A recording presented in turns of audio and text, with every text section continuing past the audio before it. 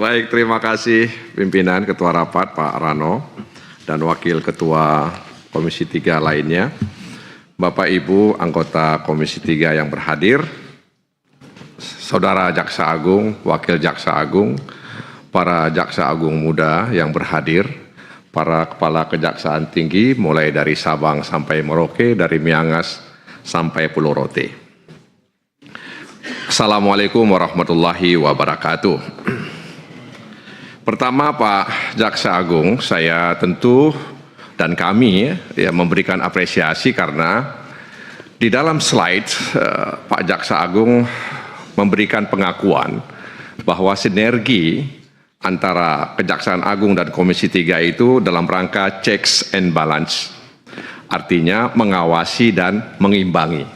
Jadi pengakuan ini penting menurut saya, agar kita anggota Komisi 3 juga bisa melakukan itu. Jangan dianggap kemudian kita melakukan intervensi dan lain sebagainya. Jadi fungsi pengawasan dan mengimbangi penegakan hukum yang dilakukan oleh kejaksaan itu perlu disinergikan dengan tupoksi DPR, dalam hal ini Komisi 3 DPR. Jadi appreciate Pak kepada Pak Jaksa Agung. Mudah-mudahan ini bukan hanya slogan semata, tapi bisa kita aktualisasikan di lapangan. Yang kedua, Pak Jaksa Agung yang kami hormati, kami juga fraksi PKS ini memberikan apresiasi yang luar biasa untuk Pak Jaksa Agung.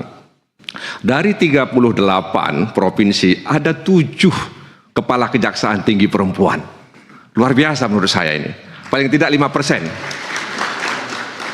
Oleh karena itu kepada ibu-ibu kepala kejaksaan tinggi, buktikan bahwa ibu-ibu sanggup menjadi pelopor penegakan hukum yang berkeadilan, akuntabel, humanis, transparan dan modern. Buktikan kepada rakyat Indonesia, kepada Presiden Republik Indonesia dan juga kepada Jaksa Agung. Sebab bisa jadi selama ini kan ada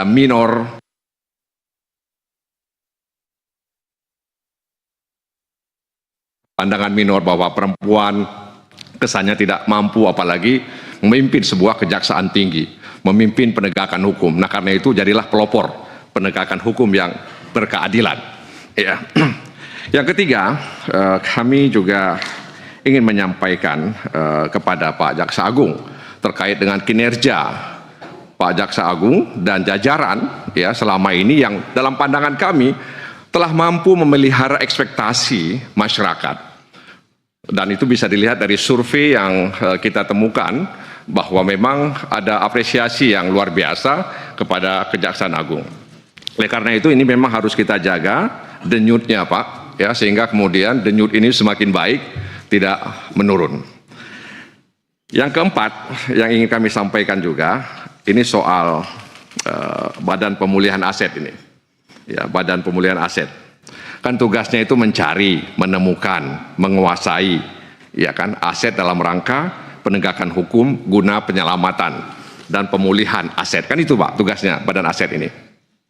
Serta mengelola barang rampasan yang dijual lewat lelang atau juga di lelang eksekusi. Nah, pertanyaan kami adalah berapa banyak sebenarnya yang sudah dicari, kemudian ditemukan dan dikuasai.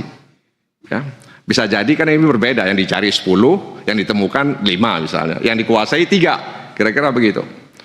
Nah, kemudian juga berapa banyak yang sudah dijual lelang atau lelang eksekusi, sehingga publik mengetahui bahwa memang Badan Pemulihan Aset ini kita butuhkan dalam rangka untuk menyelamatkan keuangan negara. Yang kelima, saya memberikan apresiasi juga dan tentu kami semua soal restoratif justice. Tadi disebutkan ada 6.000 kasus yang di RJ kan, ada sekitar 4.000 rumah RJ. Itu menunjukkan bahwa ada kesungguhan bahwa kita menyadari hukuman di lapas dan di rutan itu hanya menimbulkan masalah baru. Bahkan itu sepertinya negara tidak punya manfaat sama sekali. Bahkan negara itu menanggung biaya tinggi, high cost, yang dialami oleh negara. Coba bayangkan, biaya makan itu bertambah terus. Jadi manfaat yang dimiliki oleh negara, kalau kita bilang di negara lah, jadi menghukum orang di dalam penjara dan dia terisolasi secara fisik dan mental. Bahkan perdataannya juga mati kan, sambil menunggu ajal dia di sana. Jadi sebenarnya tidak ada manfaatnya itu, ya, tidak ada manfaatnya mereka di sana, kecuali negara itu menanggung biaya yang lebih tinggi. Nah karena itu sekali lagi kepada pimpinan Komisi 3 dan anggota Bapak Ibu Komisi 3, barangkali penting untuk kita pikirkan agar kita mengusulkan RUU Restoratif Justice. Selama ini ada peraturan di Kapolri, peraturan di Jaksa Agung, perlu kita naikkan alas hukumnya sehingga kita bisa menghadirkan keadilan restoratif justice di tengah-tengah masyarakat Indonesia. Karena memang sebenarnya kalau kita mau jujur, prakteknya di semua agama ini ada Pak Jaksa Agung. Di ajaran Kristen juga ada, ajaran agama Islam juga ada. Bahkan abad 17 sebelum Masehi di Babilonia ada namanya Code of Hammurabi itu juga bicara soal itu Pak. Jadi sebenarnya Pak Habibur Rahman, ketika kita ingin mengusulkan restoratif justice itu sebenarnya sesuai dengan ajaran agama, dengan kemudian adat, kearifan lokal yang berlaku di Indonesia selama ini bahkan sebelumnya.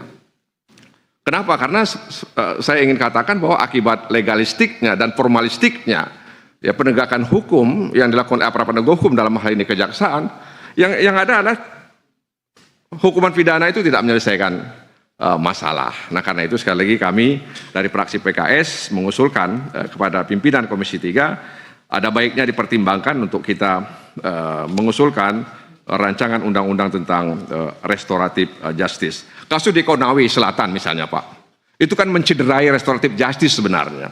Lalu ada tuntutan lepas. Sebagian orang mengatakan ini jaksa mau cari selamat, ya, cari selamat karena sudah menjadi perhatian masyarakat. Kemudian ya tentu saja ada kritik sana, kritik sini dan sebagainya, sehingga kemudian jaksa kemudian menuntut lepas dan berharap hakim bisa memvonis ya lepas begitu ya. Nah artinya lepas itu kan pasti ada pengakuan bahwa dia melakukan perbuatan itu, tapi dia tidak bisa dipidana karena mungkin dia tidak punya niat jahat untuk melakukan itu, mungkin karena dia ya ingin mendidik, mendisiplinkan siswanya, memberikan efek jera kepada siswanya.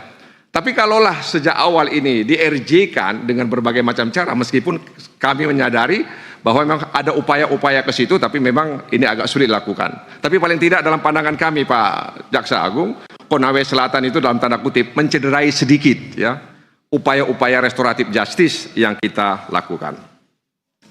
Kemudian ini yang selanjutnya ini masalah pidana Pak. Kita sadar bahwa dalam pidana itu ada asas bahwa bukti dalam pidana itu harus lebih terang dari cahaya. Saya pikir kita tahu semuanya. Kenapa? Karena memang bangunan hukum ini bangunan yang sangat spesifik Pak Jaksa Agung. Tidak semua orang bisa mengakses bangunan hukum ini.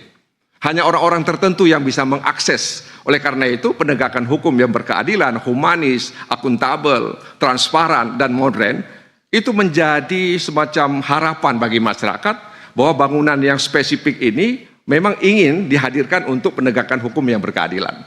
Nah oleh karena itu dalam kasus yang disampaikan oleh saudara Rahul tadi misalnya, kasus Tom Lembong ya yang menimbulkan banyak pertanyaan di tengah masyarakat.